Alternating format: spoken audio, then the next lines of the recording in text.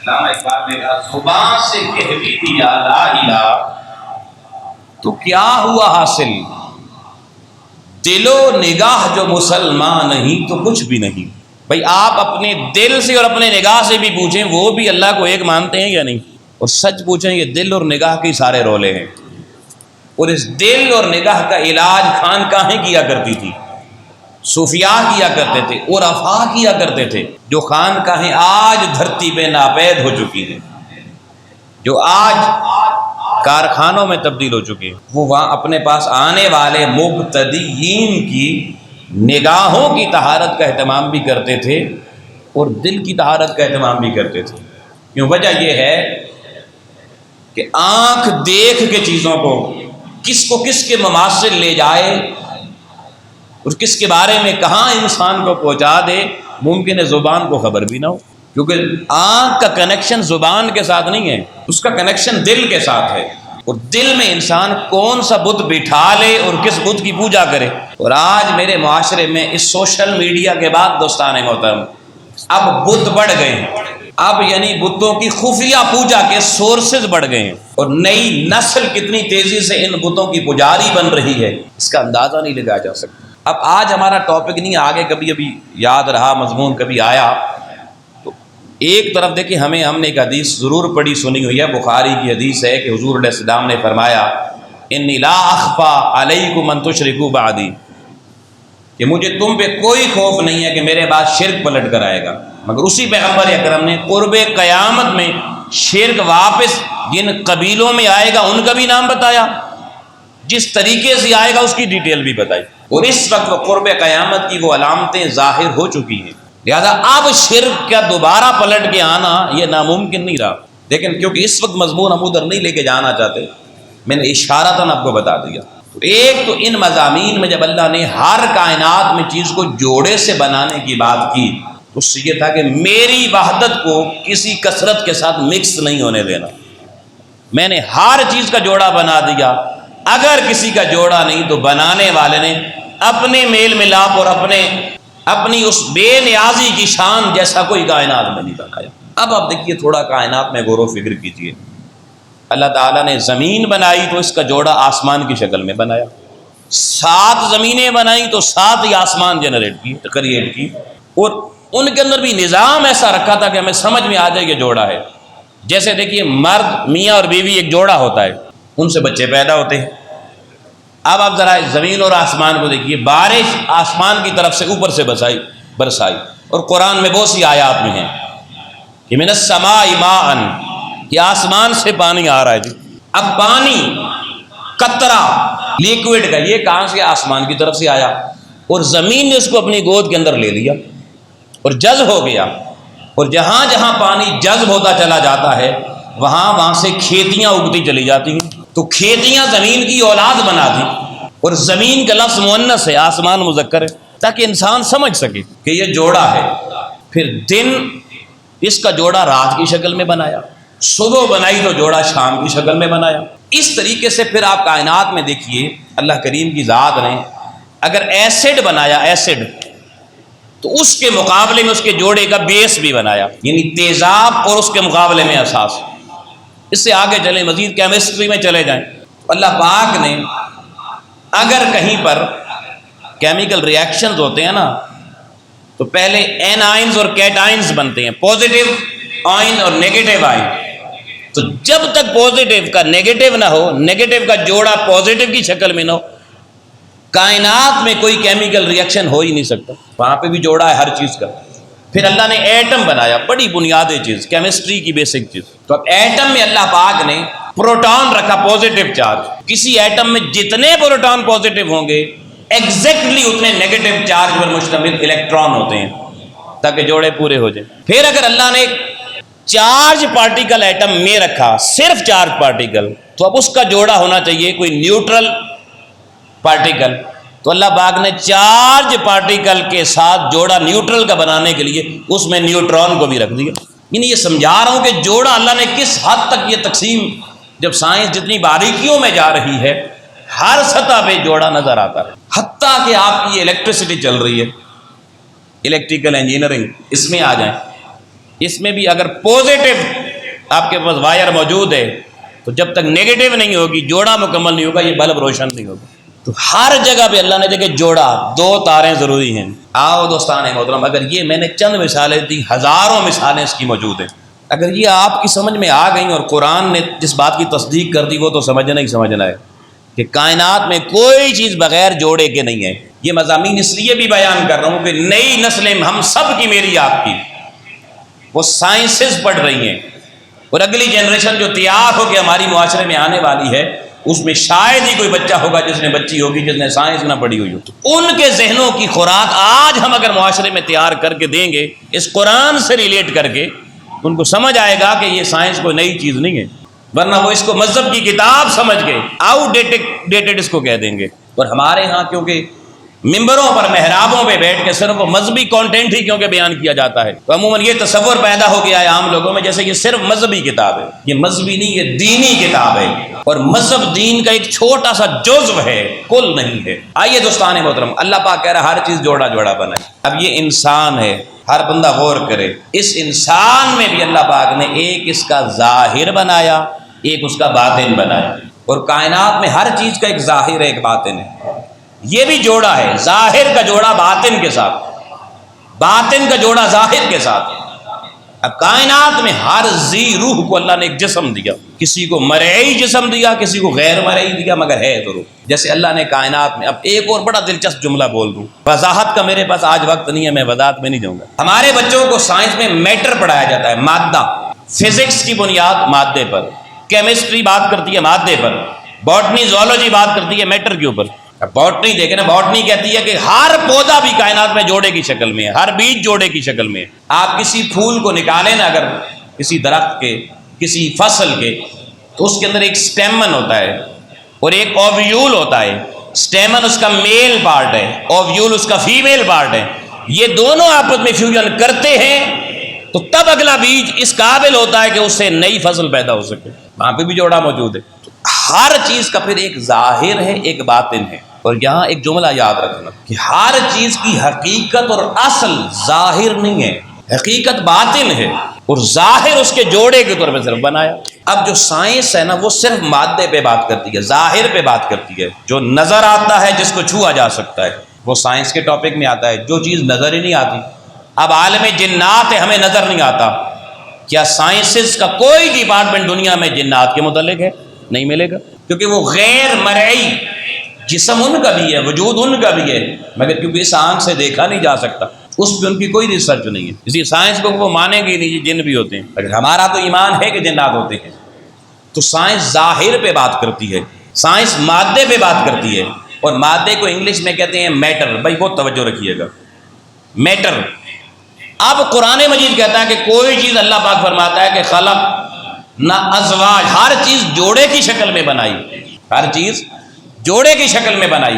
تو یہاں سوال یہ پیدا ہوتا ہے کہ میٹر کا جوڑا کیا ہے، پھر مادے کا جوڑا کیا ہے؟ تو آؤ لوگوں، روحانیت کا راز بتا رہا ہوں۔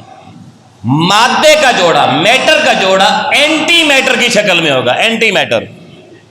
مادہ جو نظر آئے، اور جو نظر آتا ہے وہ ایک خول ہوتا ہے، اصل حقیقت نہیں ہوتی، اور اس مادہ، جس مادے کا خول جس چیز پہ چڑھا، اس کے اندر جو حقیقت چھپی ہوئی ہے وہ اینٹی میٹر کہلاتی ہے، اور وہی اس شے کی اصل حقیقت کہلاتی ہے، اور اسی کو کائنات میں اہل تصوف روحانیت کہتے ہیں، اسی کو روحانیت کہتے ہیں۔ دیکھیے، آپ بازار جاتے ہیں پھل خریدنے کے لیے، اب جو پھل آپ کو نظر آ رہا ہے وہ ظاہر ہے، وہ میٹر ہے، وہ مادہ ہے، وہ کیا ہے؟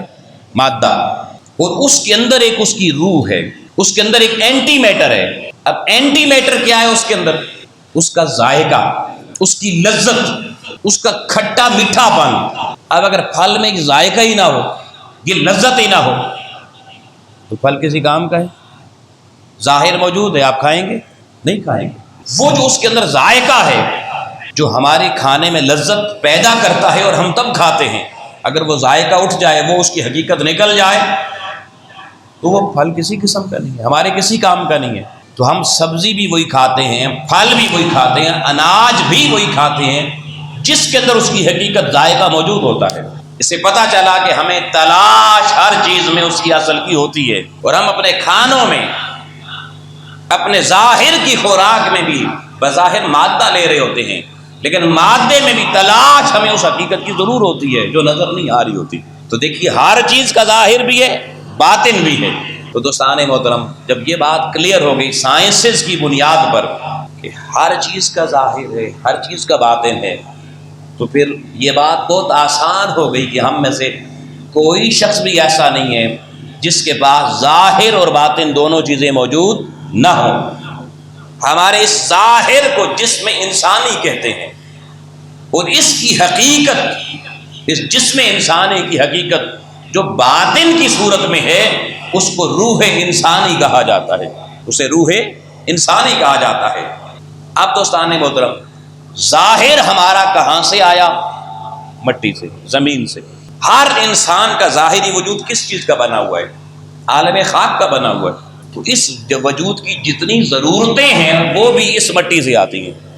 پانی مٹی سے نکلے گا، کھانا مٹی سے نکلے گا، اناج مٹی سے، پھل سبزی، ایچ اینڈ ایوری تھنگ زمین سے گرو ہوتی ہے۔ یہ چیز بتاتی ہے کہ بھائی تمہارا وجود یہ اسی زمین اور مٹی سے بنا ہے، تبھی اس وجود کی ساری ضرورتوں میں تم محتاج اسی زمین کے ہو۔ آسمان سے من و سلوہ تم پر نہیں آتا، اور من و سلوہ اللہ نے صرف کچھ عرصہ حضرت موسیٰ کی قوم کو دے کر اٹھایا اس لیے کہ بھائی من و سلوہ صرف رہتا کر کائنات میں تو انسان کو اس کی حقیقت کا پتہ نہ چلتا، غافل ہو جاتا زیادہ۔ اب یہ زمین پہ محنت کر کے کھیتی باڑی کر کے اناج کماتا ہے، اسی زمین پر کارخانے لگاتا ہے، اسی جسم کی ضروریات پوری کرنے کے لیے اس زمین کا محتاج ہے، تبھی تو زمین کی بڑی ویلیو ہے۔ اور ہمارے ملک میں ریئل اسٹیٹ کا بزنس سب سے اوپر جا رہا ہے۔ یہ محتاجی نہ ہوتی تو کون پوچھتا اس کو؟ اب دوستان محترم، جس طرح یہ بات واضح ہو گئی کہ ہمارے ظاہری وجود، میٹیریل جو باڈی ہماری ہے، میٹر پر مشتمل، یہ کیونکہ بنی مٹی سے ہے، زمین سے ہے، اس کی ساری ضرورتیں بھی زمین سے آتی ہیں۔ سوال یہ پیدا ہوتا ہے کہ ہمارا باطن جس کو روح انسانی کہتے ہیں وہ کہاں سے آیا ہے، اور اس کی ضروریات کیا ہیں؟ جب یہ بات ہمیں سمجھ میں آ جائے گی کہ ہمارا باطن کہاں سے آیا، جس دن جس کو لوگوں یہ راز سمجھ میں آتا چلا جائے گا کہ میرا باطن جو میری حقیقت ہے، جو میری اصل ہے، وہ جہاں سے آیا ہے، اس باطن کی ضرورتیں بھی وہاں سے آئیں گی، تو انسان کا روحانی سفر اور اس سفر کا ارتقاء شروع ہو جائے گی۔ آؤ دوستان محترم، جب ہم نے اس قرآن مجید سے پوچھا تو پہلے تو اللہ نے اس قرآن کی سورہ انعام میں ہمیں جھنجھوڑا، بنی اسرائیل یہودیوں کی مثال دیتے ہوئے کہا وما قدر اللہ حق قدرہ، فرمایا انہوں نے میں رب کی اس طرح قدر نہیں کی جیسے میں قدر کے قابل تھا۔ وما قدر اللہ، انہوں نے اللہ کی قدر نہیں کی، حق قدر ہی، جیسے اس کی قدر کرنے کا حق تھا۔ اس مضمون کو قرآن میں لانے کی ضرورت کیا پیش آ گئی؟ اللہ اس امت کو بھی بتانا چاہتا ہے ان کی طرح کہیں تم بھی ناقدر نہ ہو جانا، میری قدر کو بھول نہ جانا۔ اب سوال پیدا ہوگا کہ اللہ کی وہ کون سی قدر ہے جو ہمیں کرنی ہے؟ اور یہ بات یاد رکھنا، دنیا میں بھی جس نے ہمارے ساتھ کوئی نیکی احسان کیا ہوا ہو نا، اس کی قدر نہ کریں، اس کا دل بھی بڑا دکھتا ہے، وہ بھی بڑا مایوس ہوتا ہے کہ یار میں نے اس کے ساتھ کیا کیا، اس کو میری قدر ہی نہیں ہے، اندازہ ہی نہیں ہے اس کو۔ اللہ نے بھی یہی لفظ کے استعمال کیا وما قدر اللہ، حالانکہ بے نیاز رب ہے، مگر سمجھانے کے لیے کہ لوگوں یہ قدر تم دنیا میں اپنے لیے تلاش کرتے ہو، جس نے تمہیں تمہارے وجود کی حقیقت دی ہے، اس حقیقت والے کی قدر کرنا، تمہیں سمجھ آئے گی اصل میں تمہاری حقیقت ہے کیا۔ لوگوں جب ہم نے قرآن سے پوچھا، اور میں آپ کو اتنی گہری بات بڑے آسان جملے میں بتانے جا رہا ہوں، مگر لوگوں جب یہ حقیقت سمجھ میں آئی کہ یہ حقیقی اس جسم کی قدر کیا ہے، اور قرآن کے لفظوں میں آئی، تو انسان میں حیرت ہو جاتا ہے۔ اور پھر پیر مہر علی شاہ سب بول اٹھتے ہیں، وہ کہتے ہیں چپ کر مہر علی ایتھا نہ جہاں نہیں بولن دی۔ اتنی بڑی حقیقت ہے یا اللہ یہ ظاہر ہمارا اس مٹی کا ہے، ساری ضرورتیں اس سے آ رہی ہیں، یہ تو بتانا کہ اس کے اندر جو باطن ہے، جو ہماری حقیقت ہے، جو روح انسانی ہے، اس کی اصل کیا ہے؟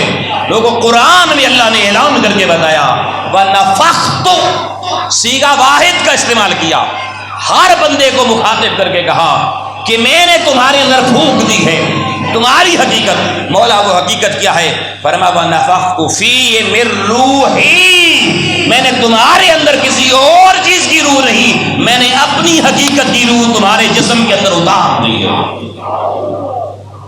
اپنی حقیقت کبرا والی جو میری حقیقت اکبر ہے، اس کی روح ہی کا صیغہ کیسے سے بھی پوچھ رہے کیا ہے؟ روح تو روح کو کہتے ہیں، آگے چھوٹی یہ لگی ہوئی ہے روح ہی، جیسے لفظ کتاب، اور اگر ہو جائے کتابی تو معنی کیا ہوگا؟ میری قلم، قلمی، میرا قلم، یعنی چھوٹی یہ آ جائے تو صیغہ واحد متکلم کا ہو جاتا ہے، اشارہ اپنی طرف ہو جاتا ہے۔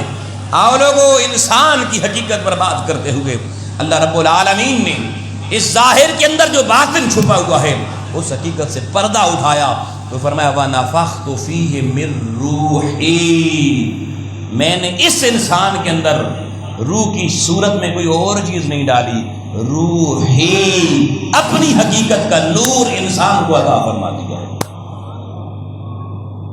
اب لوگوں، سائنس مادے تک رک جاتی ہے، سائنس کا سفر مادے سے شروع ہو کر مادے پر ختم ہو جاتا ہے، اور یاد رکھنا جہاں سائنس کا سفر ختم ہو جاتا ہے وہاں انسان کی حقیقت ختم نہیں ہوتی، وہاں مسلمان اور صاحب ایمان شخص کی زندگی کا سفر تمام نہیں ہوتا، وہاں سے آگے جو سفر بندہ مومن کا اور انسان ناطق کا ہے، وہ اگر اس سفر کی حقیقت تلاش کرنی ہو، اس کے سائنسدان تلاش کرنے ہو، تو اللہ نے اس مادے آگے اس روح کی حقیقت کے سفر کے سائنسدانوں کو اس دنیا میں رکھا، اور انہیں اللہ نے الا ان اولیاء کہہ کر اپنے ولی کی صورت میں اس کائنات میں متعارف فرمایا ہے۔ اولیاء کی یہ حقیقت ہے، در حقیقت وہ اس باطن کے سائنٹسٹ ہوتے ہیں، وہ اس باطن کی دنیا کی حقیقت شناس ہوتے ہیں، وہ سمجھتے ہیں کہ وہ باطن کی دنیا کہاں سے شروع ہو کے کہاں تک جاتی ہے۔ تو ہم بچوں کو جب صرف ظاہری سائنسز پڑھا کے نوکریاں دلوا دیتے ہیں تو وہ ساری زندگی ہر چیز کو مادی سوچ سے سوچتے رہتے ہیں، حقیقت کی دنیا میں تو جا نہیں سکتے۔ اور اب بڑی توجہ سے سننا، کیونکہ انہوں نے ساری زندگی مادے کو پڑھا، میٹیریل باڈی کو پڑھا، اس کی ضروریات کو پڑھا، انہیں یہی سمجھ آئی کہ اس جسم کی ضروریات پوری کرنی ہیں، اس لیے مادی علم حاصل کرنے والا بندہ ساری زندگی اپنی مادی ضرورتیں پوری کرنے پر لگا دیتا ہے۔ وہ اگر کسی اہل روحانیت کے پاس بھی جائے گا نا، اس سے روح کی بات نہیں کرے گا، اس سے بھی مادی بات کرے گا، اس سے بھی مادی مفاد کی بات کرے گا، اسے بھی کہے گا نوکری ذرا اچھی نہیں ہے، دعا کریں اور اچھی ہو جائے، دکان اتنی اچھی نہیں چل رہی، ذرا دعا کرے سیل 2 گنا بڑھ جائے، بچے کو ذرا اس کی شادی کرنی ہے، کوئی بہو چاہیے، دعا کریں کو اچھی سی مل جائے۔ یہ سب مادی چیزیں ہیں، کیونکہ مادی علم پڑھا، مادی اساتذہ کی صحبت میں بیٹھے، مادی سوچ پروان چڑھی، اور انہوں نے سمجھا شاید زندگی صرف مادے کا نام ہے، لہذا ساری زندگیاں لوگوں مادی اس جسم کی نشو و نما اور اس کے ارتقاء پر اس کی نظر ہو جاتی ہے۔ لیکن سوال یہ پیدا ہوتا ہے کہ اگر یہ 2 چیزیں ہیں جو جوڑا ہے، ایک ظاہر ایک باطن، ایک وجود جسمانی اور ایک روحانی روح، تو اگر جسم کی ضروریات مادی ہیں تو یقیناً روح کی ضروریات روحانی ہوں گی۔ جسم جس وطن سے آیا اس کی ضرورتیں اسی وطن سے پوری ہوتی ہیں، تو روح جس وطن سے آئی ہے اس کی ضرورتیں بھی وہاں سے آئیں گی تو پوری ہوں گی۔ یہ معرفت کا راز بتا رہا ہوں لوگوں، تو کہتے ہیں معرفت کسے کہتے ہیں؟ طریقت کسے کہتے ہیں، حقیقت کسے کہتے ہیں؟ بھئی جیسے مادے کی حقیقت کیا ہے؟ مادہ زمین ہے، بندہ زمین سے بنا ہے، وجود انسانی ضرورتیں زمین پوری کرتی ہے۔ جس طرح سے لوگوں ہماری مادی ضرورتیں زمین پوری کرتی ہے، بعین ہی ہماری روحانی ضرورتیں اس وطن سے پوری ہوں گی، اس وطن سے پوری ہوں گی جس وطن سے ہماری روح آئی ہے۔ بھئی بہت توجہ رکھنا، اب ہمارا مضمون ایک بڑے اہم مرحلے میں داخل ہو گیا ہے۔ آؤ دوستان محترم، جب وَنَفَخْتُ فِيهِ مِن رُوحِي، ہی کا مادہ سمجھ میں آ گیا کہ روح کا وطن کیا ہے، تو اب سوال پیدا ہوتا ہے کہ روح کی غذا کیا ہے، روح کی ضروریات کیا ہیں۔ تو عزیزان محترم، جس طرح جسم کی ضروریات اناج ہے، سبزی ہے، پھل ہے، کپڑے ہیں، جوتے ہیں، مادی ادویات ہیں، یہ ساری ضروریات جسم انسانی کی ہیں۔ اس میں سے کوئی ایک بھی ضرورت روح انسانی کی نہیں ہے۔ اب اگر آپ چند دن اس جسم کو اس کی ضرورتیں دینا چھوڑ دیں، پانی پینا چھوڑ دیں، کھانا کھانا چھوڑ دیں، پھل کھانا چھوڑ دیں، تو مجھے بتائیں کیا جسم آپ کا اسی طرح رہے گا جیسے ابھی ہے؟ بولیے جی، کیا ہو جائے گا؟ کمزور ہو جائے گا، ویک ہو جائے گا۔ اور کسی بندے سے بھی، چاہے وہ میٹرک پاس ہے یا نہیں، اس سے پوچھیں بھئی آپ کا جسم کیوں کمزور ہو گیا ہے، تو وہ کہے گا جی ذرا کھانا نہیں کھایا، جسم کی ضرورتیں پوری نہیں ہوئی، بھوک کی وجہ سے، فاقے کی وجہ سے یہ حالت ہو گئی ہے۔ آؤ لوگوں، کتنے سیانے ہم لوگ، چند دن کھانا پینا نہ ملے، ہمیں پتہ ہے وجود کمزور ہو جائے گا، اس لیے صبح سویرے کوئی نماز پڑھے یا نہ پڑھے، قرآن کی تلاوت کرے یا نہ کرے، صبح صبح دوڑ لگی ہوتی ہے۔ کدھر جا رہے ہیں؟ دفتر جا رہے ہیں، دکان پہ جا رہے ہیں، مزدوری کرنے جا رہے ہیں۔ کیوں جا رہے ہو بابا؟ جسم کی ضرورتیں پوری کرنے کے لیے، اور جسم پل رہے ہیں۔ جسم ماشاءاللہ موٹاپا بہت بڑھ چکا ہے، ہیلتھ کے معاملے میں جسم کی کتنے ہم متعلق ہے اس کے ساتھ کہ ذرا سا سر درد ہوتا ہے بھاگ کے ڈاکٹر کے پاس۔ کنجوس سے کنجوس آدمی جو گھر میں اپنی اہلیہ کو 100 روپے نہ دیتا ہو، ڈاکٹر 5000 بھی مانگے تو دے دیتا ہے، کیونکہ جسم کی فکر ہے۔ دوستان محترم، جس طرح اس جسم کی ضرورت زمین سے پوری ہوتی ہے، اور ہمیں ہر ضرورت کا پتہ ہے، ہم پڑھے لکھے ہوں یا نہ ہوں، دنیا کے اساتذہ کے پاس بیٹھیں یا نہ بیٹھیں، مگر افسوس سے یہ میں بات کرنے جا رہا ہوں، جب معاملہ ہماری حقیقت کا آیا، ہماری اصل کا آیا، قرآن مجید نے جس کو جوڑا کہا، اس ظاہری جسم کے جوڑے کی بات آئی، اس باطن انسان کی بات آئی، روح انسانی کی بات آئی، جس روح نے اس وجود کا نظام بھی چلایا ہوا تھا، جو روح اس وجود کے پنجرے میں تھی تو آنکھیں تک رہی تھیں، کان سن رہے تھے، تمہارے کھانا کھانے سے تمہاری آنکھیں نہیں تکتی، تمہارے پانی پینے سے تمہارے کان نہیں سنتے، تمہارے کھانے پینے سے دماغ نہیں سوچتا۔ ان کے پیچھے وہی حقیقت ہے جو پھل میں ذائقے کی صورت میں ہے، لذت کی صورت میں ہے، جو پھول میں خوشبو کی صورت میں ہے، وہ سب کچھ انسان میں ضرور کی صورت میں ہے۔ ہم نے زندگی میں لوگوں نہ اپنی لائف کے اندر نہ اپنی نسلوں کی لائف کے اندر کوئی ایسا شیڈیول نہیں بنایا کہ جس میں ان کی مادی ضروریات کے ساتھ ان کی روح کی ضروریات بھی ہر والد اور والدہ اسی طریقے سے پورا کرتا جس طرح سے وہ ان کے جسم کی ضروریات پوری کر رہا ہے۔ لوگوں اس غفلت کی وجہ سے آج نئی نسلوں کو تانا دیا جاتا ہے، بگڑ گئی ہیں، نافرمان ہو گئی ہیں، ہماری بات نہیں مانتی، معاشرہ بڑا خراب ہو گیا ہے، دنیا بڑی خراب ہو گئی ہے۔ نہیں بابا، دنیا خراب نہیں ہوئی، معاشرہ خراب نہیں ہوا۔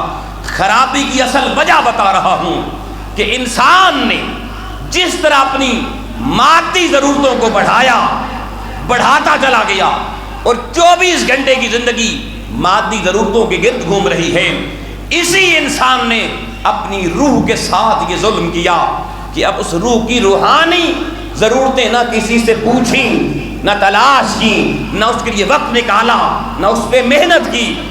لوگوں بلا تشبیہ و بلا مثال ایک جملہ بول رہا ہوں، جیسے جسم کی ساری ضرورتیں، جسم جس مٹی سے بنا ہے وہی مٹی اس کی ساری ضرورتیں پوری کرتی ہے، بالکل اسی طریقے سے لوگوں روح انسانی یہ عالم بالا سے آئی ہے، اس کی حقیقت کبریٰ اللہ کی ذات تھی اور اس کی غذا بھی اللہ کی ذات کی انوار و تجلیات تھے، اس کی ساری ضروریات بھی انوار و تجلیات الہیہ تھے۔ کتنے انوار و تجلیات الہیہ اکٹھے کرنے میں میں اور آپ محنت کر رہے ہیں، اس روح کو اس کی وہ خوراک جو انوار الہی کی خوراک ہے، جو توجہات الہی کی خوراک ہے، جو سجدوں سے ملتی ہے جب لذت آئے تو۔ جیسے میں نے کہا آپ پھل کھائیں ذائقہ نہ ہو آپ کو کوئی فائدہ نہیں دے گا، آپ کھائیں گے ہی نہیں، ہلاوت نہیں ہے، الٹا طبیعت خراب ہو جائے گی۔ مجھے اور آپ کو روایتی سے سجدہ ملا، وہ بھی ایسا ہی ملا، لذت نہیں تھی، جب ہی نیچے پہنچی اس نے کہا فوراً اٹھا لے، مجھے کدھر لے آیا ہے؟ قرآن کھول لیا کسی مجبوری کی وجہ سے، تلاوت میں دل ہی نہیں لگتا، بڑی مشکل سے کوئی رکوع دو رکوع پڑھ لے تو وہ بھی کوشش ہوتی ہے جلدی۔ آپ بتائیں، آپ جب اپنا کھانا کھاتے ہیں تو کوئی ایک بھی نوالا دانتوں سے چبائے بغیر اندر جا سکتا ہے؟ آپ کہ مجھے جلدی ہے، چلیں جی روٹی ساری اندر ڈال دیتا ہوں نکل لیتا ہوں، نہیں نکل سکتے، پھنس جائے گی، صحت بگاڑ دے گی، اس کو جو ٹائم چاہیے، اور جب اس ٹائم کو لے کر آپ کھاتے ہیں ہر نوالے میں لذت آتی ہے۔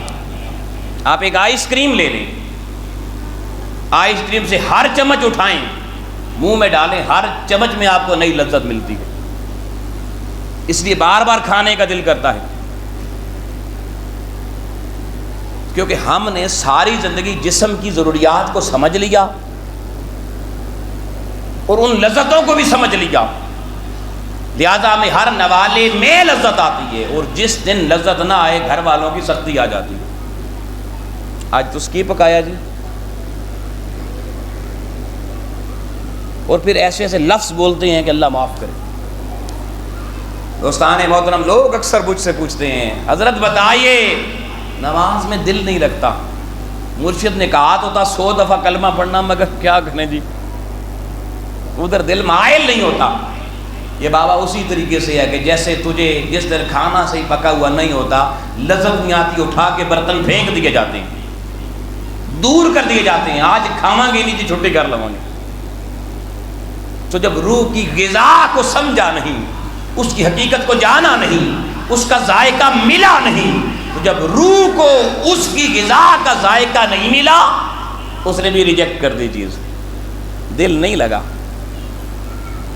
آپ لوگوں ایک عام بندے میں اور جو روحانی لذت سے بہرہ مند بندہ ہوتا ہے ان میں یہی تو فرق ہوتا ہے کہ وہ لذت سے بہرہ مند بندہ وہ سجدے میں جاتا ہے تو پھر جبھی اپنی مرضی سے نہیں اٹھاتا۔ امام غزالی کہتے ہیں میں نے زندگی میں کئی اشروں تک وہ سجدے کیے کہ جو سجدے لذت سے خالی تھے، جبھی نیچے جاتی تھی دل کرتا تھا جلدی سے اٹھا لوں، مگر کہتے جب میں اہل اللہ کی صحبت میں بیٹھا اور مجھے اپنی روح کی حقیقت سمجھ میں آئی اور اس کی روحانی غذا سمجھ میں آئی اور اس غذا کی جب میں لذت تک پہنچا، امام غزالی اپنی کتاب میں لکھتے ہیں المنقذ میں، لوگوں اللہ کی عزت کی قسم جس دن یہ راز سمجھ میں آ گیا ہے اس دن سے لے کر آج تک غزالی جب اپنی نماز میں سر سجدے میں رکھتا ہے جب تک مولا نہیں کہتا اٹھا لے اس وقت تک میں سر نہیں اٹھایا کرتا، اتنی لذت آتی ہے۔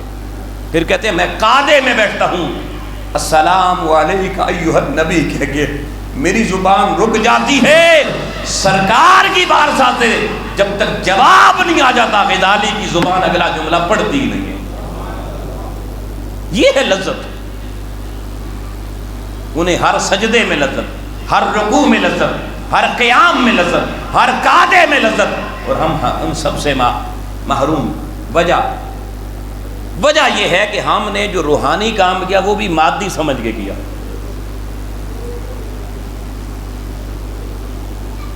کیسے؟ آپ کہیں گے جی روحانی کام مادی سمجھ کے کیسے کیا؟ میں اب آپ کو ایک مثال دینے جا رہا ہوں، اس کو بڑی توجہ سے سمجھنا۔ آپ دیکھیں، آپ کبھی مسجد میں کھڑے ہو، زندگی میں کئی لوگ ہوں گے انہوں نے یہ مشاہدہ کیا ہوگا، امام نماز پڑھا رہا ہے، پیچھے 5 6 8 10 مقتدی کھڑے ہیں، امام بھول گیا، اس کو یاد آیا یا نہیں آیا، اس نے سجدہ صاف کر کے نماز پڑھا دی، اس نے سلام پھیر کے مقتدیوں سے کہا یار میں نے رکعتیں کتنی پڑھی تھیں؟ اکثر رکعتوں میں امام بھول جاتا ہے، تو وہ جتنے مقتدی کھڑے ہوتے ہیں کہتے ہیں سانوں بھی نہیں پتہ جی کنیاں پڑھیاں سن، یہ تو تسی خود ہی یاد رکھنیاں سن جی۔ کئی دفعہ میرے ہوتے ہوئے میں نے مساجد میں دیکھا یہ معاملہ ہوا، سب لوگ کہنے لگے کہ جناب ہمیں نہیں پتہ۔ اس کا معنی کیا ہے کہ ایک بھی بندہ نماز میں حاضر نہیں تھا، وہ بظاہر چلے گئے کسی فکر اور سوچ میں، لیکن وہ روح کی غذا سمجھ کے نہیں گئے۔ اب دیکھیں نا، کھانا جس نے ناشتہ کیا اس کو شام کو بھی پوچھیں کیا یا نہیں تو وہ کہے گا ناشتہ کیا جی، تھوڑا کیا زیادہ کیا یہ بھی بتائے گا، کیونکہ سوچ مادی بن چکی ہے اور علم سارا مادی ہے، تو نتیجہ بھی مادی صورت میں نکل رہا ہے۔ اب وہ جب نماز پڑھا کے امام نے پوچھا اور ایک بھی بندہ پیچھے اس کو پتہ نہیں تھا رکھتے کتنی تھی، اسے پتہ چل گیا نا کوئی ایک بھی روح کی غذا لینے کے لیے اللہ کے گھر میں آیا ہی نہیں۔ اور اگر کہیں کھانا ہو، ولیمے وغیرہ ہوتے ہیں، کیا خیال ہے ولیمے کے لوگ کھانے کے آخر میں پہنچتے ہیں یا کھانا کھلنے سے پہلے اس پہ جھپٹ پڑنے کے لیے تیار ہوتے ہیں؟ جاتے ہوں گے نا، آپ دیکھتے ہوں گے کہ جیسے ہی کھانا کھلتا ہے سپیڈ لوگوں کی کتنی ہوتی ہے ابتدا میں۔ اور اگر کوئی روحانی پروگرام ہو، کوئی روح والا نظام ہو، اس کی ابتدا میں کتنے ہوتے ہیں یہ بھی دیکھ لیتے ہیں۔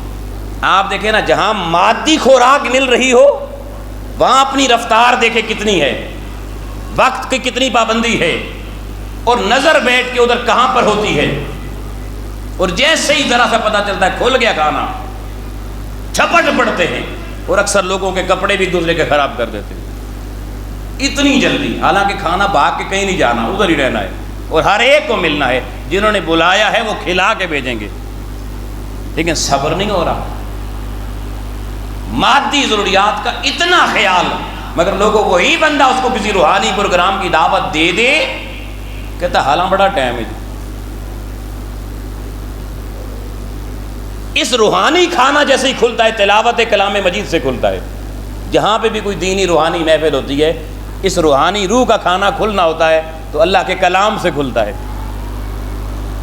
اللہ کے کلام کی روحانی غذا کتنوں نے آج کی محفل میں بھی کتنوں نے حاصل کی، خود فیصلہ کر لیں۔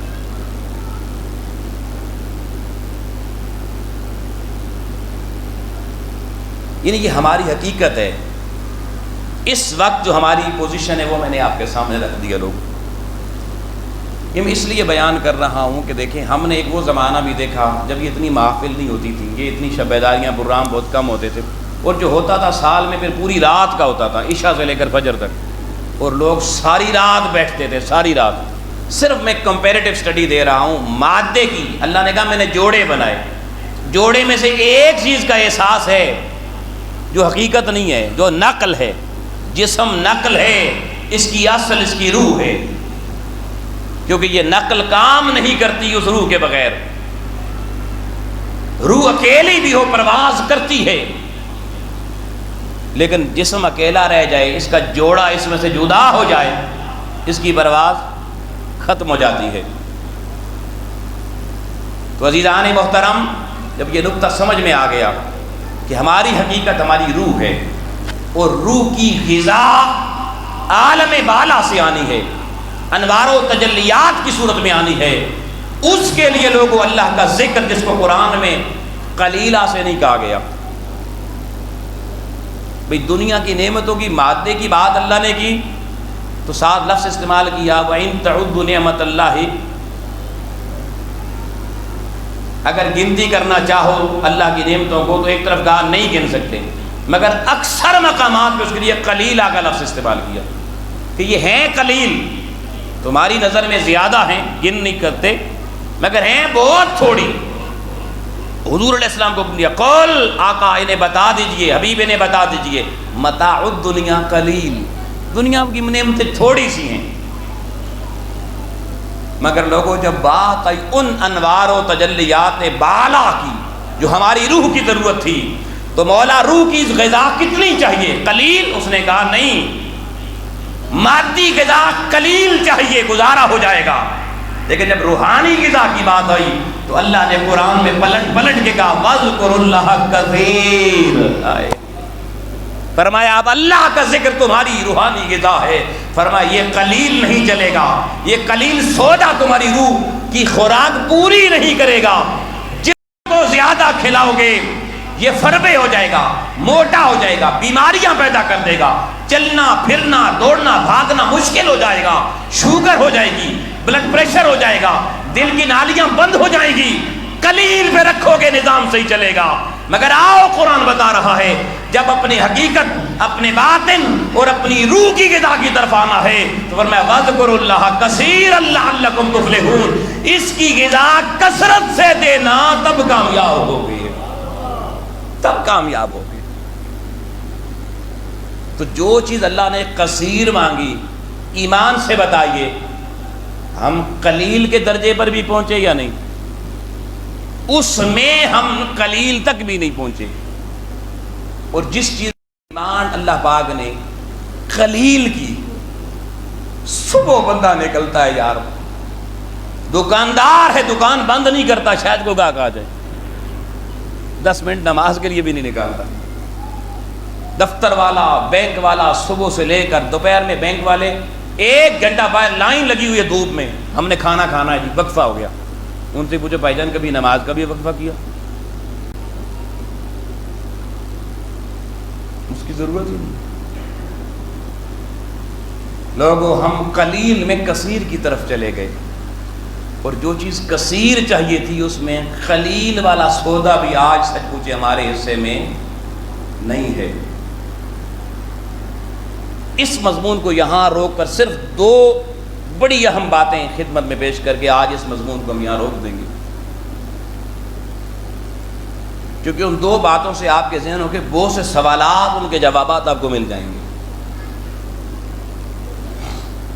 ایک سوال ہمارے ذہنوں میں آتا ہے جب کہا جاتا ہے نا عالم کفر سے ٹکراؤ، جب تحریک منہاج القرآن کہتی ہے انقلاب لانا ہے تو کہتے ہیں جی کنج آئے گا، جی کس طرح آئے گا؟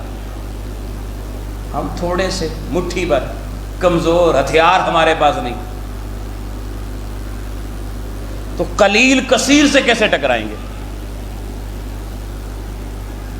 ہے نا یہ سوال آتا ہے۔ اب میں قلیل اور کثیر پر آ گیا ہوں، اب یہ راز بھی سمجھاؤں گا۔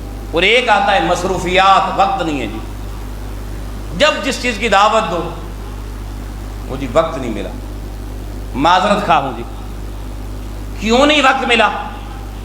کیونکہ مادی دنیا کی مجبوریاں تھیں۔ ان دونوں سوالوں کو میں 2 بڑی خوبصورت حسین باتوں کے اندر ایڈریس کر رہا ہوں، اور سوچنا اور سمجھنا ان چیزوں کو۔ دوستان عزیز وقار، آپ نے صلیبی جنگوں کا نام تو سنا ہوگا، سلطان صلاح الدین ایوبی کا بھی نام سنا ہوگا۔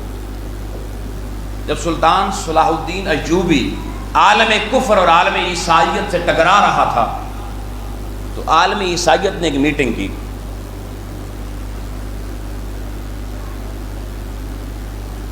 میٹنگ انہوں نے کی، یار یہ مسلمان عجیب جنگ چھیڑ چکے ہیں، صلیبی جنگوں کی ایک بڑی عجیب سی تاریخ ہے۔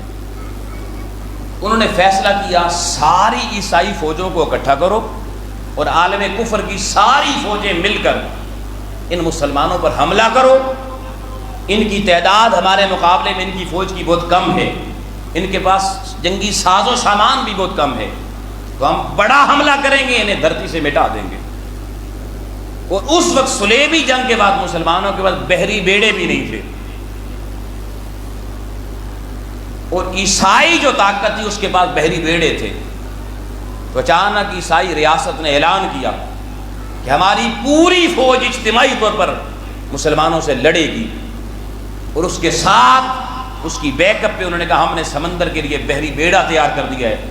مسلمانوں کے پاس تو بحری بیڑا نہیں ہے، ہمارے بحری بیڑے میں ایسے اوزار اور ہتھیار موجود ہیں کہ مسلمانوں کو دھرتی سے مٹا کر دم لیں گے۔ یہ خبر جب سلطان صلاح الدین ایوبی کے پاس پہنچی، وہ فلسطین میں تھا۔ اب توجہ رکھنا کہ جن کی روحوں میں طاقت ہو وہ ان کے سوچنے کا انداز کیا ہوتا ہے، اور جن کے صرف جسم میں طاقت ہو وہ کیسے سوچنے ہیں۔ جسم پالنے والے ہو ان کی عقل ان کو کیسے مجبور محض بنا کے پیش کرتی ہے، اور جن کی روحوں میں روحانی طاقت ہو ان کا جذبہ کیا ہوتا ہے۔ شام کا وقت، عصر کے وقت سلطان صلاح الدین ایوبی کو یہ خبر ملی کہ حملہ ہونے والا ہے۔ دوستان محترم، سلطان نے فوج کے ساتھ میٹنگ نہیں کی، اپنے کمانڈرز کو نہیں بلایا، اپنے جی ایچ کیو میں اس نے اپنی سپریم لیڈرشپ کو نہیں بلایا کہ آؤ فوراً میٹنگ کریں بھائی دشمن حملہ کرنے والا ہے۔ دوستان محترم، سلطان صلاح الدین ایوبی نے تلوار نہیں اٹھائی، تیر نہیں اٹھایا، بندوق نہیں اٹھائی، وہ سیدھا بیت المقدس چلا گیا۔ سورج غروب ہوا تو سلطان صلاح الدین ایوبی بیت المقدس کے دروازے سے اندر تھا۔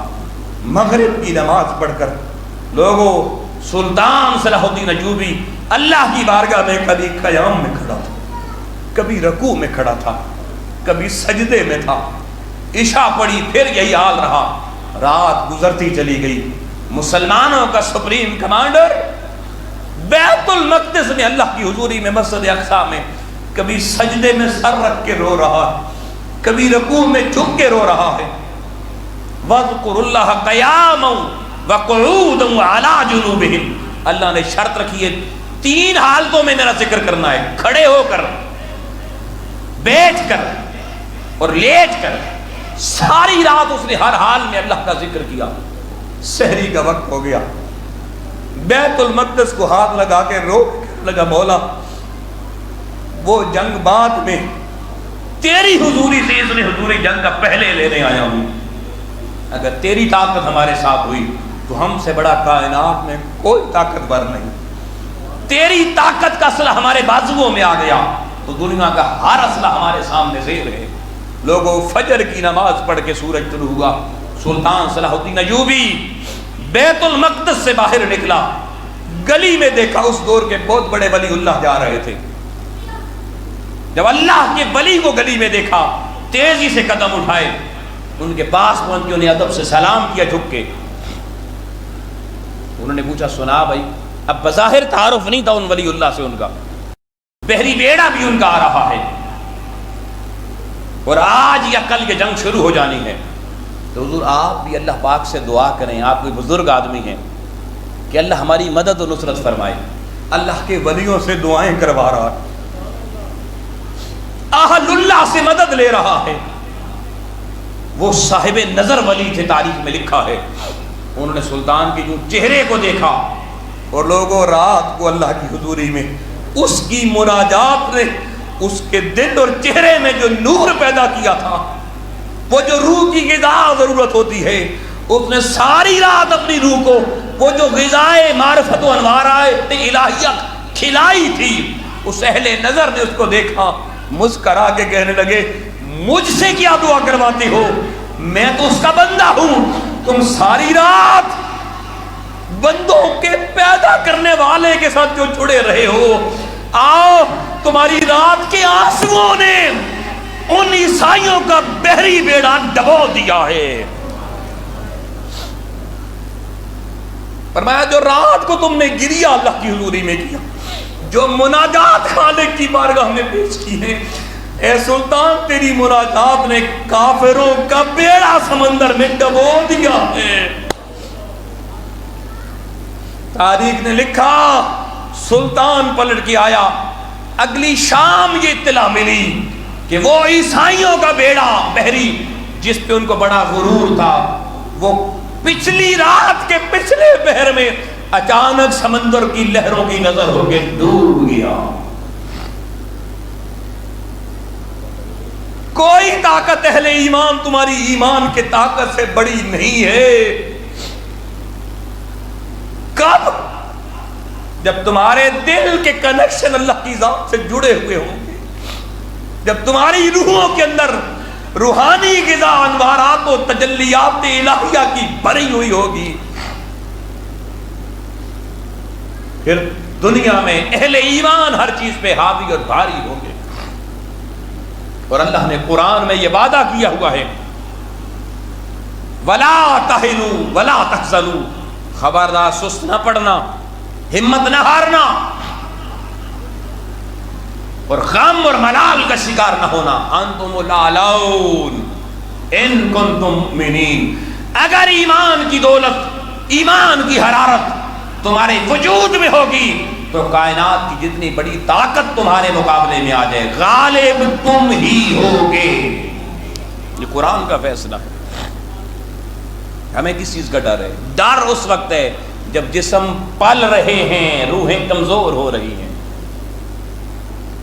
تحریک منہاج القرآن سے محبت کرنے والوں، تحریک منہاج القرآن کی فکر سے وابستہ ہونے والوں، اس تحریک کی فکر صرف تمہارے جسم بالنا نہیں ہے کہ تم مادی طور پہ امیر بن جاؤ، بڑے عہدوں پہ چلے جاؤ، نہیں نہیں، اللہ تمہارے عہدے سلامت رکھے، مگر اس تحریک کی فکر سب سے پہلے تمہارے وجود تمہیں کے اندر وہ جو قدرت کا شاہکار تمہاری روح اور باطن کی شکل میں موجود ہے، تمہیں اس کی معرفت کے ساتھ شناسا کرنا ہے۔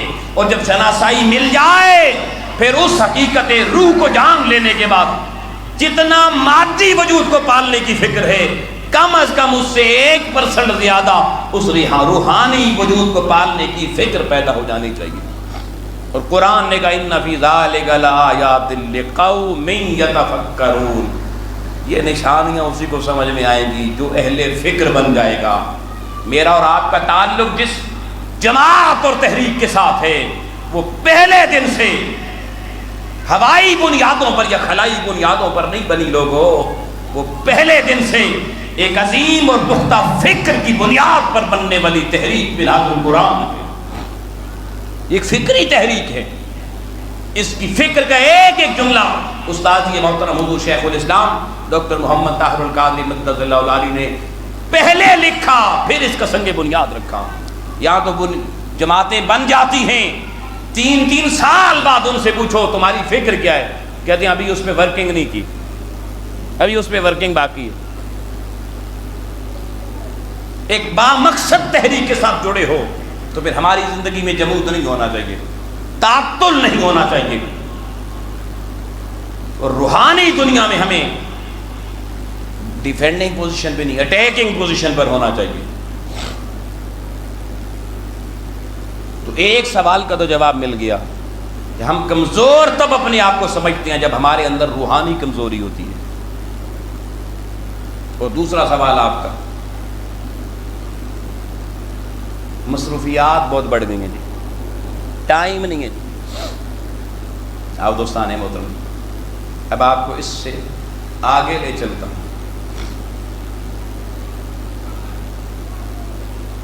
آپ نے ایک بہت بڑے ولی اللہ کا نام سنا ہوگا، حضرت خواجہ قطب الدین بختیار کاکی رحمۃ اللہ علیہ، سنا ہوا ہے؟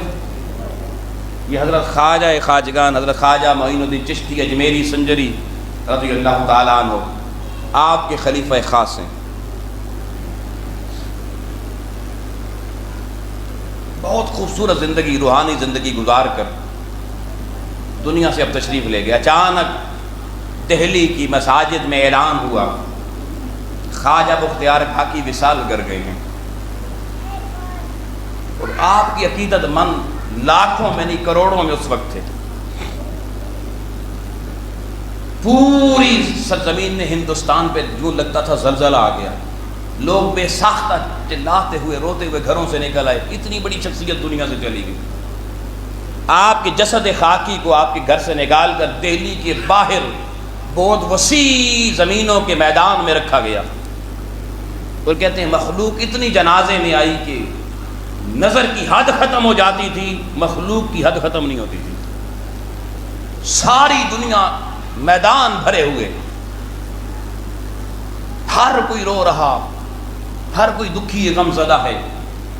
اچانک ایک بندہ آپ کی جسد خاکی کے پاس کھڑا ہوا، اس نے کہا بھائی سارے لوگ چپ ہو جاؤ، میری بات غور سے سنو، میں حضرت خواجہ بختیار کاکی کا وصی ہوں، وصیت والا۔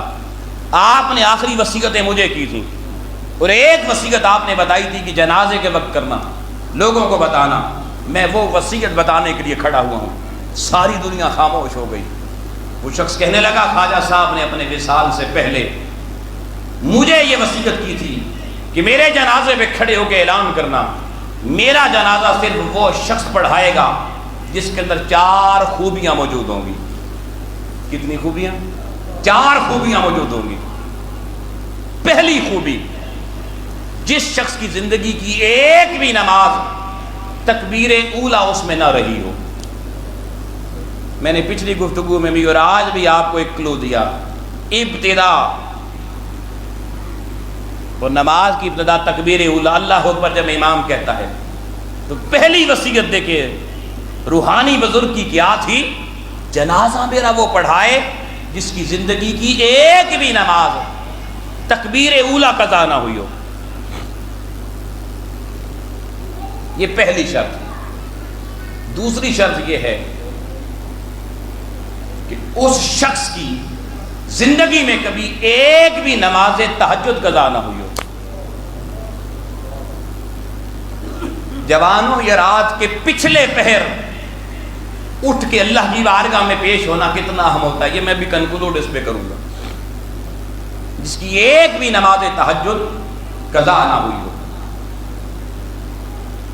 تیسری شرط یہ ہے، جس شخص کی زندگی میں ایک بار بھی نماز عصر کی سنتے نہ رہی ہوں، نماز عصر کی سنتے نہ رہی ہوں، یہاں تو فرضوں کا ہی نہیں پتا۔ اور چوتھی اور آخری شرط یہ ہے، جس شخص نے زندگی میں ایک بار بھی آنکھ اٹھا کر کسی نامحرم عورت کو نہ دیکھا ہو۔ کہتے ہیں سارے مجمع کو سانپ سونگھ گیا، نظریں جھک گئیں، کسی میں ہمت نہیں آگے بڑھ کے حضرت کا جنازہ پڑھائے۔ وصی نے وصیتیں سنا کے پیچھے ہٹ گیا، تھوڑی دیر خاموشی رہی، ہر کوئی دائیں بائیں دیکھے کون آگے نکلتا ہے، کوئی نہ نکلا۔ اچانک درمیان والی صفوں میں سے ایک شخص جس نے اپنا چہرہ بظاہر چھپایا ہوا تھا، بھیس بدلا ہوا تھا، وہ اچانک صفوں سے آگے بڑھا، حضرت کی جسد خاکی کے قریب آیا، سیدھا پاس گیا، آپ کے سر انور اور آپ کے چہرہ مبارک سے چادر اس نے ہٹائی اور رو کے کہنے لگا حضرت خود تو دنیا سے تشریف لے گئے ہیں، مگر میرا راز دنیا کو بتا کے مجھے رسوا کر گئے۔ اتنی بڑی بات کر کے لوگوں وہ شخص مجمع کی طرف مڑا، اس نے کہا میں پیدا کرنے والے رب کی قسم کھاتا ہوں، یہ 4 شرطیں جو حضرت کی وصیتیں ہیں، میں اللہ کی قسم کھا کے کہتا ہوں میں ہی وہ شخص ہوں جو ان 4 پہ پورا اترتا ہوں۔ لوگوں، اس شخص نے جب اپنے چہرے سے پردہ ہٹایا، دنیا دنگ رہ گئی۔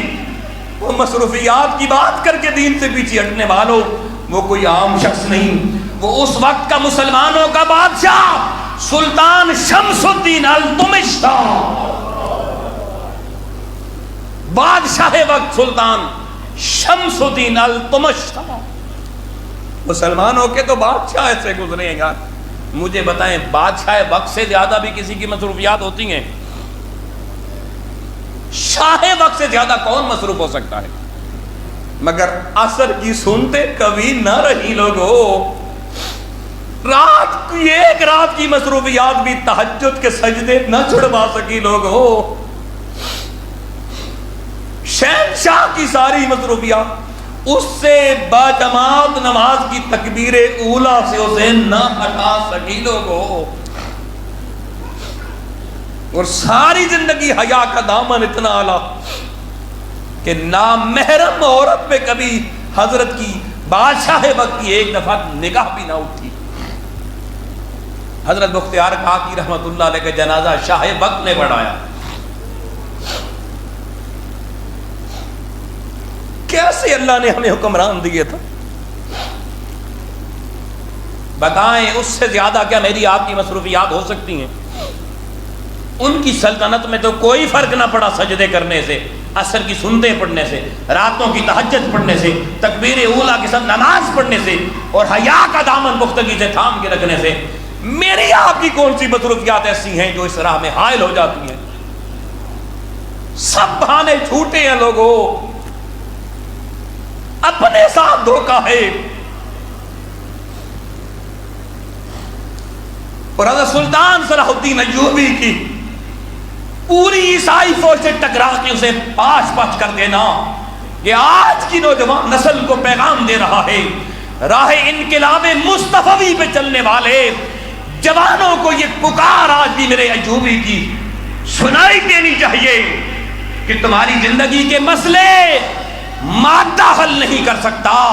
اگر تم تقدیریں بدلنا چاہتے ہو، دنیا کے جغرافیے بدلنا چاہتے ہو، تو راتوں کے پچھلے پہر مسلوں پر آنا تمہارا کام ہے. جس کائنات کا جغرافیہ تم نے بدلوانا چاہا، اللہ اسی کو بدل کے رکھ دے گا. وہ رات کو اللہ کی حضوری میں پیش ہوتے، صبح کا سورج طلوع ہوتا، جغرافیے بدلے ہوئے ہوتے. ساری زندگی حضور قبلہ قائد محترم سے سن کر بھی کہاں کھو گئے ہیں ہم. یہ حدیث میرے قائد نے زندگی میں خدا جانے کتنی بار ہمیں سنائی، کتنی روحانی مجالس میں سنائی، کہ رات کے ہر رات کے پچھلے پہر میں جب دنیا کے سارے بادشاہ سو چکے ہوتے ہیں، وہ بادشاہ حقیقی آسمان دنیا پر آ جاتا ہے، اور فرشتوں کے ذریعے نہیں، وہ شہنشاہ حقیقی خود بندوں کو صدا لگاتا ہے. اپنی روح کا جو جلوہ اس نے باتیں میں رکھا ہے اس کو صدا لگاتا ہے. تم میں ہے کوئی دامن پھیلانے والا، ہے کوئی مانگنے والا؟ میں دینے کے لیے آیا ہوں، لے لو مجھ سے، میں آ گیا ہوں. ہے کوئی مجھ سے لینے کی تمنا کرنے والا؟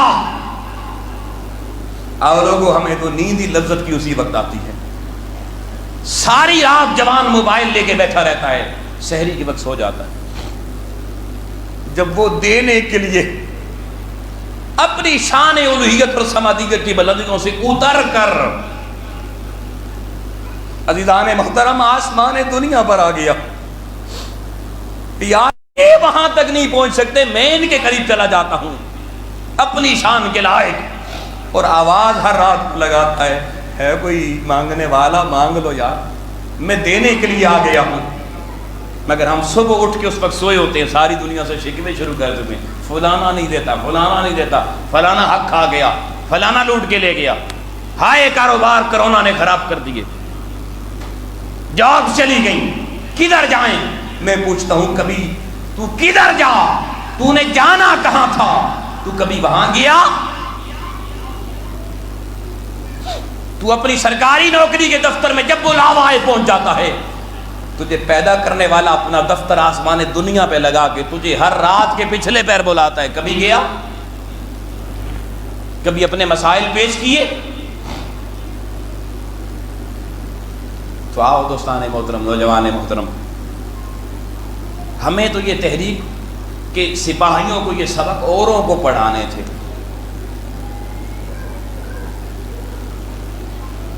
ہمیں تو ان کو پڑھانے تھے جن کو کوئی قائد ایسا نہیں ملا پڑھانے بتانے والا.